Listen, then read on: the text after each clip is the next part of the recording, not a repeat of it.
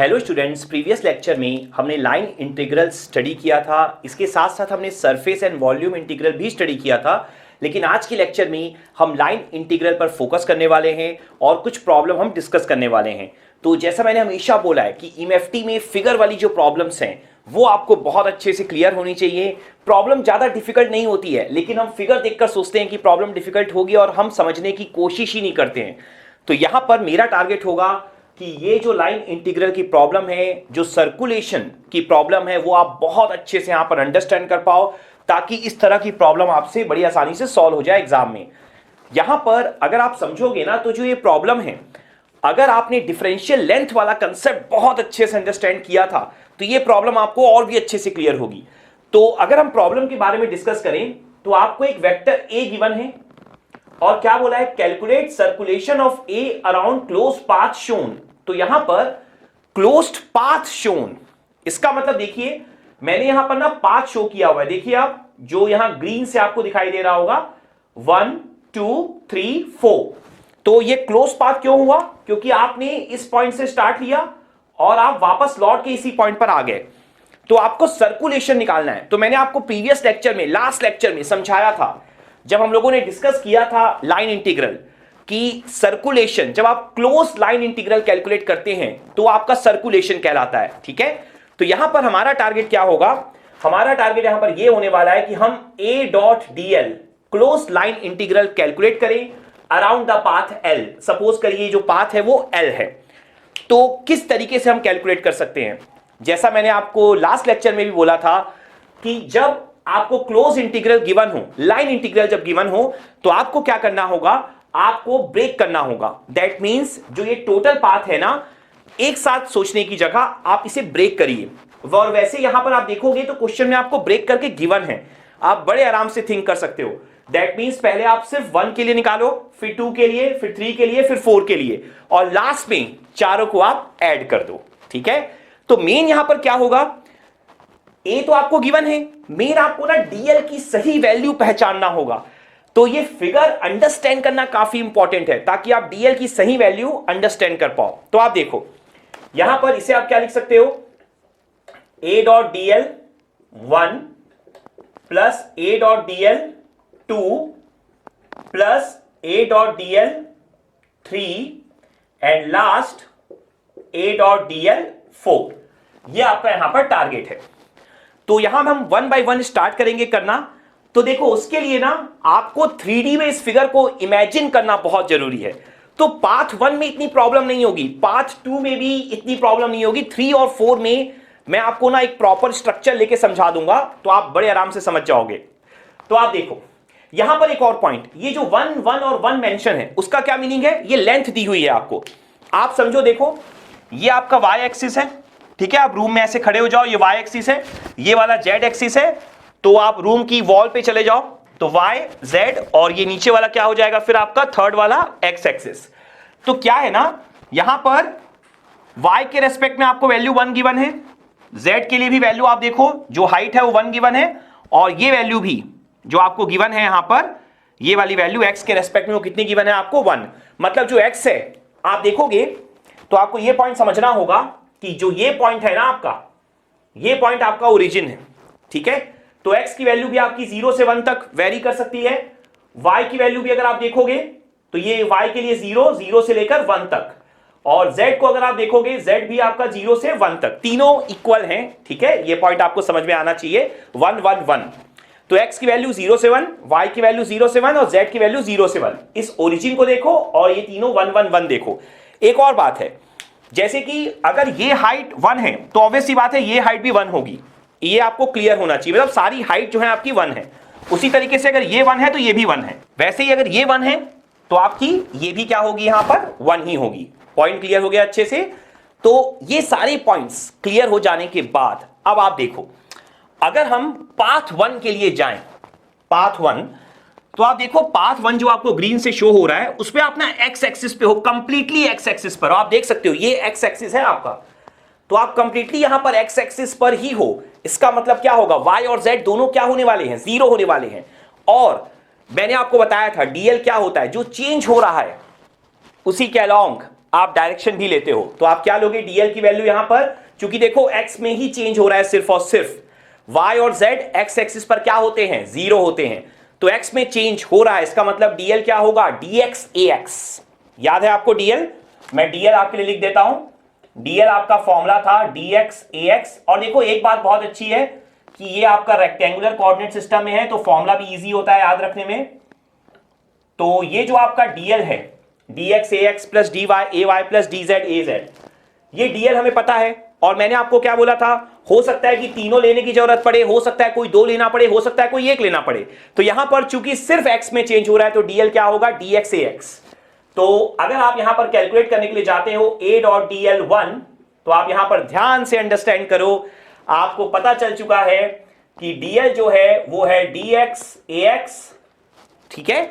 और यहां पर अगर आप देखोगे x की वैल्यू कहां से कहां चेंज हो रही है, देखो अब आपको सिर्फ वैल्यू पर फोकस नहीं करना है, अब आपको लिमिट पर भी फोकस करना है। तो देखो कहां से कहां जा रही है, x की वैल्यू 1 से x की वैल्यू 0 पर जा रहे हो, देखो आप 1 पे खड़े हो और ओरिजिन पे जा रहे हो, इसका मतलब 1 से 0, तो जो लिमिट होगी वो 1 से 0 होगी। और a डॉट डीएल ये आपको अचीव करना है, तो देखो a आपके पास है, डीएल भी आपके पास है dx ax, तो जब आप a डॉट डीएल करोगे, ठीक है ना, ये रहा आपका a डॉट डीएल, तो हमें पता है ax डॉट ax 1 होता है, लेकिन ax डॉट ay कितना होगा, 0, और ax डॉट az भी क्या होगा, 0। ये हमने ऑलरेडी पढ़ रखा है, ये पॉइंट क्लियर है आप सबको। तो देखो यहां पे क्या हो जाएगा, सिर्फ ax वाला टर्म आएगा, क्लियर है। तो जब आप करोगे a डॉट डीएल तो क्या होगा, एक्स स्क्वायर dx, क्योंकि ax डॉट ax भी क्या हो जाएगा, आपका 1 हो जाएगा। बस आपको इन दोनों को डॉट प्रोडक्ट करना है और कुछ भी नहीं। तो यहां से अब अगर आप a डॉट डीएल अचीव करने के लिए जाओगे 1 वाला, तो कितना हो जाएगा, देखो एक्स स्क्वायर dx, और लिमिट कहां से कहां थी आपकी, 1 से 0। तो एक्स स्क्वायर का इंटीग्रेशन हमारा क्या होता है, एक्स क्यूब अपॉन 3, 1 से 0।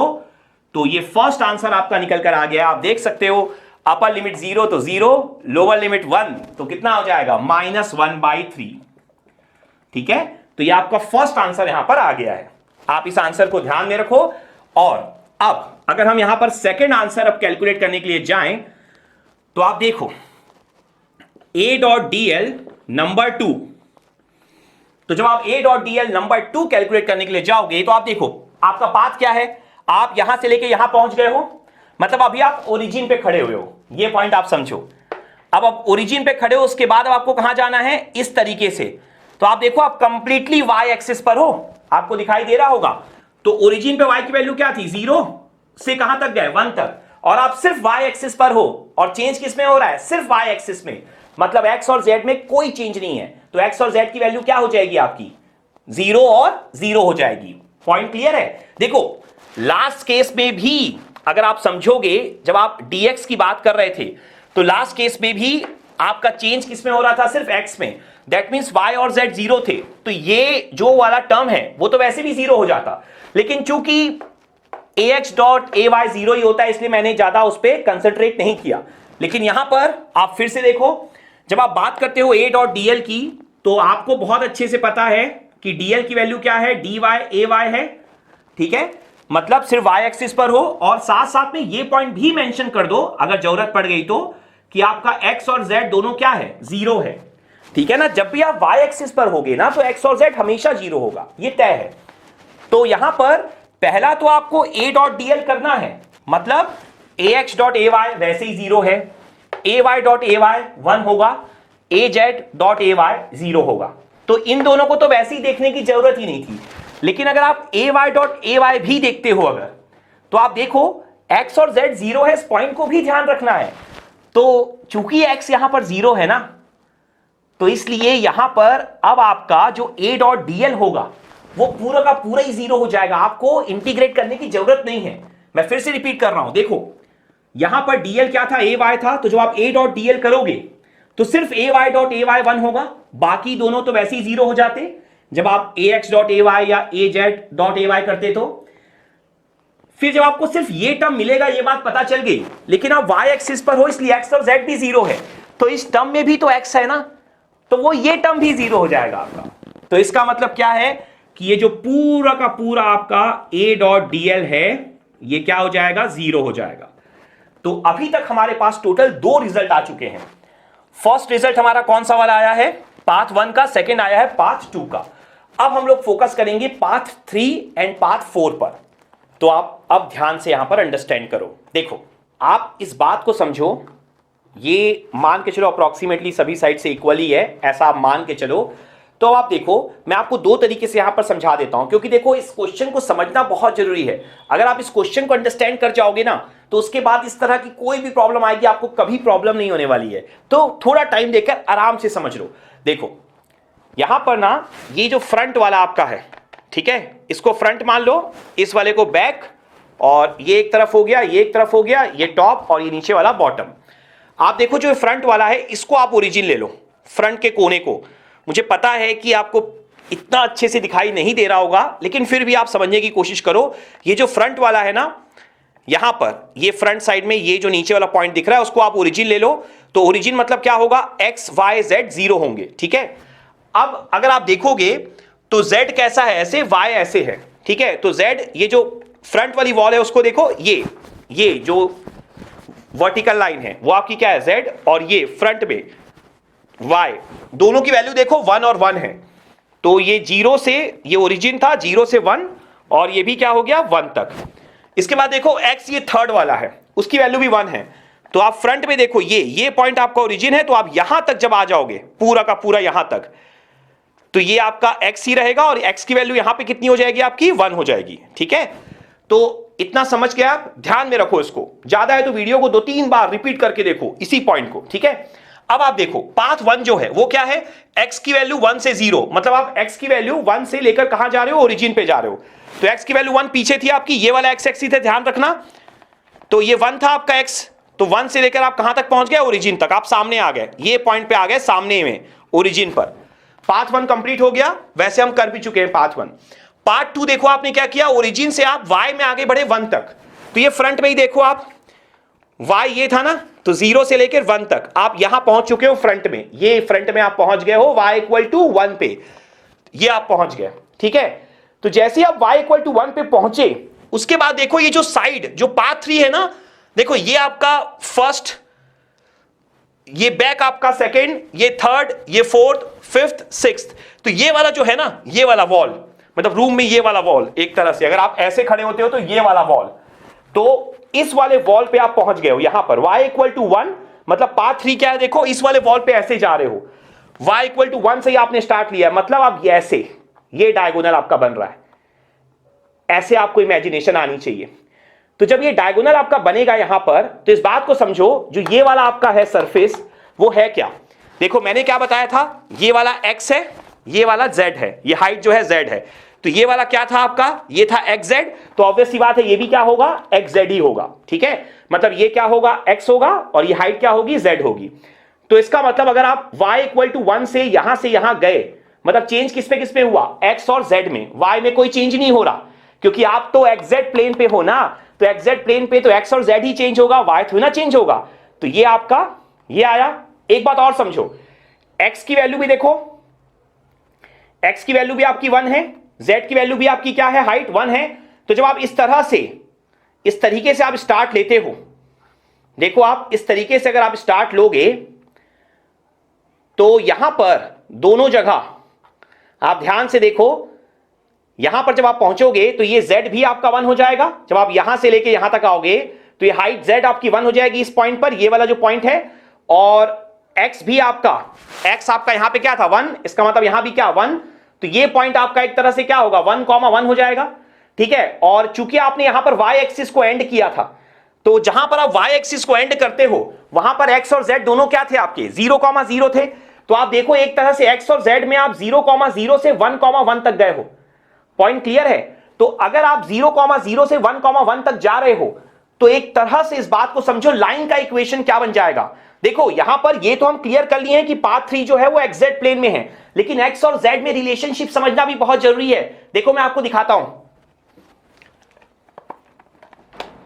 अगर आप 0,0 से 1,1 तक जा रहे हो, ठीक है, तो आप देखो, आप xz छोड़ो, यहां पर ऐसा ले लो, x1 y1 x2 y2, जो आप फैमिलियर हो जिन चीजों से, आप शुरू से करते आए हो लाइन का इक्वेशन।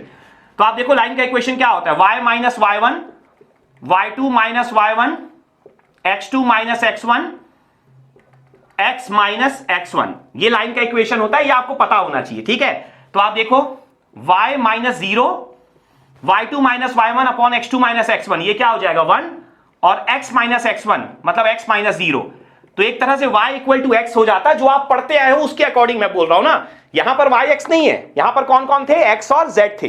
तो इसका मतलब क्या हो गया, आपको क्या मिल चुका है, इस लाइन के अकॉर्डिंग, क्योंकि आप इस पॉइंट से जहां y एंड हो रहा था उससे आप एक्स जेड प्लेन पे इस तरीके से गए, मतलब आप यहां पे आपका y1 एंड हुआ था ये, और फिर आप ऐसे यहां तक गए, मतलब एक्स जेड प्लेन पे आप इस तरीके से गए। तो आपको साथ साथ में ये पॉइंट ध्यान रखना है थर्ड वाले के लिए, जो ये थर्ड कैलकुलेशन है आपका, उसमें x इक्वल टू जेड आपको मिल रहा है, ये एक पहला पॉइंट हो गया। और चेंज भी, चूंकि आप इस तरीके से जा रहे हो, y इक्वल टू 1 से इस तरीके से आप गए, तो चेंज भी आपका कौन कौन हो रहा है, सिर्फ और सिर्फ x और z, y चेंज नहीं हो रहा। एक्चुअल में प्रीवियस 2 में तो सिर्फ एक चेंज देखने को मिला था, यहां पर आपको दो चेंज देखने को मिल रहे हैं, x और z, क्योंकि ना तो ये x एक्सिस में है पूरा का पूरा, ना ही पूरा का पूरा y एक्सिस में है, ना ही पूरा का पूरा z एक्सिस में है। तो यहां पर आपको दो चेंज देखने को मिल रहे हैं। तो यहां पर जो आपका dl होगा वो आप क्या लिखोगे, dx ax plus dz az। और एक और पॉइंट आप देखो, आपने y इक्वल टू 1 के बाद ये काम करना शुरू किया था, ठीक है, y इक्वल टू 1 के बाद, इसका मतलब y जो है वो 1 पे कांस्टेंट होगा। देखो xz प्लेन है तो y तो कांस्टेंट होगा, ये तय है। तो y जो कांस्टेंट है, जरूरी नहीं कि हमेशा 0 पर हो। जैसे केस 1 पे क्या हुआ था, केस 1 पे आप x एक्सिस पर थे, तो आपने क्या बोला था कि केस 1 पे आप x एक्सिस पर हो, इंटायरली x एक्सिस पर थे, तब तो y और z आपके 0 थे। केस 2 पर आप इंटायरली कहां पर थे, y एक्सिस पे थे, तो आपके x और z 0 हैं। केस 3 पर आप इस तरीके से हो डायगोनल में, तो आपको ना समझने के लिए क्या ध्यान में रखना है कि y की कौन सी वैल्यू थी जिससे आपने स्टार्ट लिया था, y की कौन सी वो कांस्टेंट वैल्यू थी, क्योंकि xz प्लेन है तो y तो कांस्टेंट होगा ही। तो देखो ये आपका क्या हो जाएगा, y इक्वल टू 1, ठीक है। तो ये पॉइंट भी आप ध्यान रखना कि y 0 नहीं लेना है, y 1 लेना है। तो अब हम सिंपली यहां पर क्या करेंगे, देखिए dl equal to dx ax plus dz az। तो अब आप देखिए यहां पर a डॉट dl आपको निकालना है, तो a डॉट dl करते जाओ और साथ साथ में x इक्वल टू z भी करते जाओ ना, ये ध्यान देना।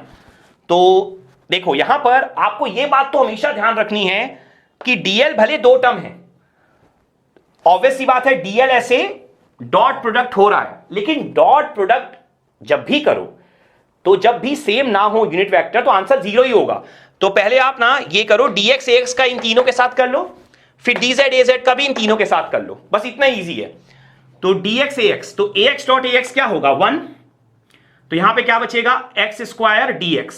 जब इन दोनों को करोगे तो ax ax 1 हो गया, बाकी सब आपस में मल्टीप्लाई हो गए। उसके बाद इसको देखो, ax dot ay 0, ax dot az भी 0, फिनिश। अब यहां पर देखो dz az dot ax 0, az dot ay 0, az dot az 1 होगा, तो y की वैल्यू भी 1 है, ध्यान रखना। तो यहां पर आप क्या करोगे, माइनस, देखो az 1 हो गया, y 1 था तो क्या लिखोगे, minus y square dz, y 1 है मतलब क्या लिखोगे, खाली माइनस dz। तो जो आपने माइनस dz लिखा, अब यहां पर देखो x इक्वल टू z है, तो इसको भी आप क्या लिख सकते थे, dx ही लिख सकते थे, कोई प्रॉब्लम नहीं है आपको। तो ये आपका फाइनल आंसर आ गया। और यहां पर अब आप क्या कर सकते हो, एक्स स्क्वायर माइनस 1 dx, ऐसे आप रिप्रेजेंट कर सकते हो, ठीक है। तो इन सब का कोई मीनिंग नहीं है ना आपके लिए, ये तो बस आपको समझाने के लिए था। तो यहां पर अब आप देखो, आपको इंटीग्रेशन करना है, तो a डॉट dl कितना हो जाएगा, x square minus 1 dx। Okay, यहां पर एक और बात है, यहां पर आपको अब क्या अंडरस्टैंड करना पड़ेगा कि जो लिमिट होगी वो कहां से कहां होगी। क्योंकि आप कंप्लीटली अब x के फॉर्म में लिख चुके हो, तो अब आप बताओ x कहां से कहां चेंज हो रहा था। मैंने बताया था ना 0 से 1, तभी तो आपने लाइन का इक्वेशन निकाला है, ठीक है ना। आप यहां से यहां जा रहे थे, y एक्सिस में तो x 0 था ना, और x की वैल्यू कहां तक गई आपकी, 1 तक गई। तो आप क्या लिखोगे अब, 0 से 1, क्लियर है, एक्स स्क्वायर माइनस 1। देखो ये बात तो सच है कि या तो 0 से 1 जाएगा या तो 1 से 0, क्योंकि रेंज ही वही है। लेकिन दोनों में माइनस साइन का फर्क आ जाएगा। अगर जहां 0 से 1 लिखना है, 1 से 0 लिख दोगे, आंसर गलत हो जाएगा, तो ये ध्यान देना आप। और ये आ जाएगा dx, तो क्या आ जाएगा आंसर, अब देखो x³ माइनस x 0 से 1, तो यहां पर आंसर होगा आपका 1/3 -1। तो 1/3 में से जब आप -1 करोगे तो आंसर क्या होगा आपका -2/3। आप देख सकते हो यहां पर। तो ये आपका यहां पर पार्ट 3 का आंसर भी कंप्लीट होता है। नाउ फिर से ये बॉक्स आ गया है। अब हम लोग पार्ट 4 को अंडरस्टैंड करते हैं। देखो पार्ट 3 तक हम लोग यहां पर थे ना, मैं फिर से रिपीट करता हूं। ये आपका ओरिजिन था, ये आपका y = 1, यहां पर आप पहुंचे थे। y = 1 के बाद आप कहां पे गए थे, y = 1 के बाद आप यहां तक गए थे। आप देखो ये यहां पे आप पहुंचे हो अभी तक। पॉइंट अच्छे से क्लियर है? ये वाला जो पॉइंट है, ये कौन सा प्लेन था आपका, xz प्लेन था। तो जब आप यहां पर पहुंच गए पीछे मेरी तरफ, ये यहां पर इस कोने पे हो अभी आप, तो यहां पर देखो इस कोने पे पहुंचने के बाद अब आप क्या करोगे, अब आप इस तरीके से जाओगे और आपको कहां तक जाना है, जहां पे आपका स्टार्ट हुआ था। तो देखो क्या हम इस कोने से वहां तक पहुंच पाएंगे, तो देखो इस कोने से आप डायगोनली ही जा रहे हो, ये आपको दिखाई दे रहा होगा, डायगोनल बन रहा है फिर से। तो अगर आप इस कोने पे खड़े हो, पहले आप यहां तक पहुंचे थे, अब इस कोने पे खड़े हो, तो इस कोने से डायगोनल क्या होगा, ये होगा ना, ये। तो बेसिकली आप मेरी तरफ पीछे की तरफ यहां पहुंच गए हो, ठीक है। और अगर आप याद करो, मैं आपको वापस रिपीट कर रहा हूं, ये आपका x था और ये आपका सामने वाला ओरिजिन था, ठीक है। ये वाला x था, ये ओरिजिन था आपका, ठीक है। ये लाइन आपकी xy लाइन थी और x की वैल्यू क्या थी, 0 से लेके 1 तक। x1 यहां पर था और x = 1 से ही आपने स्टार्ट लिया था, देख लो। तो आप वापस यहां पर पहुंच चुके हो। मतलब जब आप यहां से स्टार्ट लोगे, ये यहां से जब डायगोनल चलाओगे ऐसे, तो आप वापस से उसी पॉइंट पर आ जाओगे जिस पॉइंट से आपने क्या लिया था, स्टार्ट लिया था। क्लियर हो गया अच्छे से?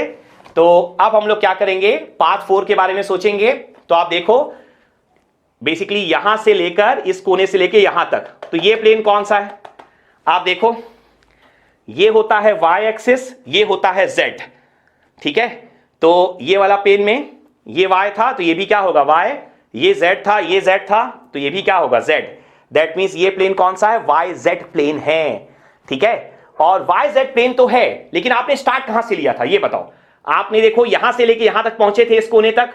तो जब आप इस कोने पर पहुंचे थे, तो मैंने जो फिगर बनाया था ना, x की वैल्यू क्या थी, यहां पर 1 थी ना, यहां पर x की वैल्यू 0 थी, यहां पे x की वैल्यू क्या हो गई थी, 1 हो गई थी।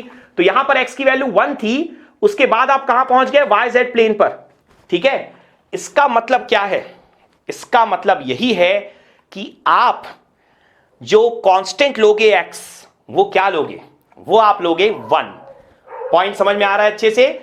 और यहां पे जब आप स्टार्ट करोगे और यहां तक जब आप पहुंचोगे, ठीक है, तो आप देखो होगा क्या। यहां पर x = 1 था जब आप यहां से यहां पहुंचे थे, और जहां तक आप पहुंचोगे, मतलब जहां तक आप पहुंचोगे वहां पर भी तो x 1 था। इसका मतलब इस पूरे के पूरे डायगोनल में x 1 पे क्या रहेगा, कांस्टेंट रहेगा, ठीक है। और यहां पर देखो इस पॉइंट पर आप चाहो तो वीडियो में थोड़ा पीछे जाके भी देख सकते हो, इस पॉइंट पर z भी क्या था, 1 था, ठीक है। इस पॉइंट पर z भी आपका क्या था, 1 था, डायगोनल जहां से स्टार्ट हुआ था।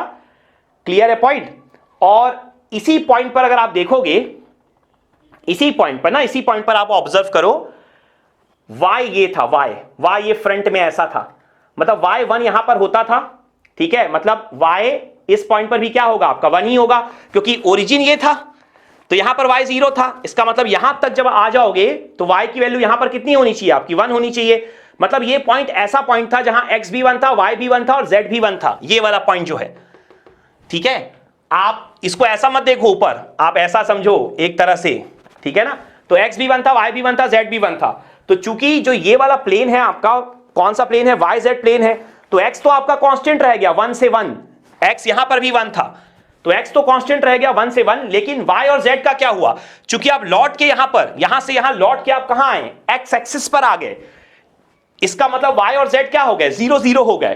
पहले इस पॉइंट पर y और z क्या थे, आपके 1 1 थे। तो आप देखो y और z में क्या चेंज आया, 1 1 से 0 0, ठीक है।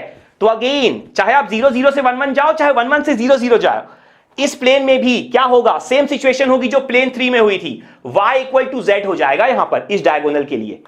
ठीक है, और x की वैल्यू क्या थी आपकी, कांस्टेंट थी 1 पर। ये पॉइंट क्लियर है, ठीक है, आराम से समझना है। तो अगर मैं अब पाथ नंबर 4 की बात करता हूं तो a.dl4 देखो क्या होगा आपका यहां पर हो जाएगा y इक्वल टू z, मतलब dy इक्वल टू dz और x इक्वल टू 1, और यहां पर dl क्या क्या होगा, चेंज कौन कौन हो रहा था, y और z, तो dy ay plus dz az। फिर से आप a.dl परफॉर्म करो तो देखो क्या होगा, ay.ax 0, ay.ay 1, ठीक है। तो यहां पर जब आप ay.ay 1 करोगे तो कितना बचेगा आपका, दोनों का मल्टीप्लाई होगा फिर, तो minus x y d y, ठीक है, माइनस एक्स वाई और डी वाई। एक्स की वैल्यू कितनी है, 1 है, तो एक्स की वैल्यू 1 पुट कर दो, तो माइनस वाई डी वाई बच गया यहां पर। उसके बाद देखो ay.az 0, सोचना ही नहीं है, az.ax 0, मत सोचो, az.ay खत्म, az.az 1 होगा, क्लियर है। तो यहां पर क्या बचेगा, minus y square dz, minus y square dz बचेगा, dz की वैल्यू क्या लिख सकते हो, dy, तो ये बचेगा आपका। तो यहां से अब आप देखो a.dl कितना बचेगा, माइनस वाई स्क्वायर dy। तो बस अब आपको इंटीग्रेशन परफॉर्म करना है, y की वैल्यू कहां से कहां चेंज हुई थी, लिमिट, यहां तीनों 1 1 1 थे, तो y की वैल्यू 1 से आप कहां पहुंचे, x एक्सिस पर, मतलब y की वैल्यू 0 पर, तो लिमिट ध्यान से रखना 1 से 0। तो अब देखो क्या हो जाएगा, 1 से 0 minus y square d y, तो काफी इजी इंटीग्रेशन है अब हमारे लिए, minus y square by 2 minus y cube by 3, 1 से 0। तो आंसर क्या होगा देखो, अब अपर लिमिट 0 0 हो जाएगी, लोअर लिमिट, जब आप लोअर लिमिट पुट करते हो तो पहले माइनस साइन लगाते हैं ना, तो माइनस माइनस दोनों में क्या हो जाएगा, प्लस, तो आंसर क्या बनेगा, 1/2 प्लस 1/3। क्लियर हो गया अच्छे से। तो ये आंसर कितना हो जाएगा आपका, ये हो जाएगा 5/6। तो अब अगर मैं ओवरऑल आंसर की बात करूं तो देखो क्या होगा, -1/3 -2/3 -3/3, तो -3/3 कितना हो गया, -1, तो -1 प्लस 5/6, तो कितना हो जाएगा, 6 - 5, 1/6। तो अगर मैं अब ओवरऑल आंसर की बात करूं तो ये आपका आता है 1/6। क्लियर है पॉइंट अच्छे से। तो यहां पर ये जो पूरा का पूरा आपका क्वेश्चन है वो फिनिश होता है। वैसे मैंने सोचा था 2 से 3 क्वेश्चन लूंगा, लेकिन यही क्वेश्चन काफी लेंथी चला गया, तो अब नेक्स्ट लेक्चर में हम बाकी के क्वेश्चन करेंगे, ठीक है। तो अगर इस पूरे क्वेश्चन में आपको कोई भी दिक्कत हो आप कमेंट सेक्शन में पोस्ट करो, आप दोबारा पूछो मुझसे। अगर आपको कोई और वीडियो चाहिए ऐसे क्वेश्चन से रिलेटेड तो वो भी आप मुझे बताओ, मैं जरूर पोस्ट करूंगा। लेकिन आपको इस तरह की प्रॉब्लम जरूर अंडरस्टैंड करनी है अगर आप एग्जाम में अच्छा परफॉर्म करना चाहते हो। देखो हमेशा इस बात को ध्यान रखो, अगर मैं किसी भी एग्जाम की बात करूं जहां पर मान के चलो 100 में 70 नंबर लाने पर आप सक्सेस अचीव करते हो, बहुत ज्यादा ह्यूज सक्सेस अचीव करते हो, लेट्स सपोज, तो 100 में ना 50 लाना अगर आप मेहनत कर रहे हो तो इतनी बड़ी बात नहीं है, लेकिन 50 से 70 तक पहुंचना ना, वो यही चीजें डिसाइड करती हैं। तो इन चीजों पर आपका फोकस होना चाहिए, कड़ी मेहनत होनी चाहिए, ठीक है। तो आज के लेक्चर में इतना ही, थैंक यू।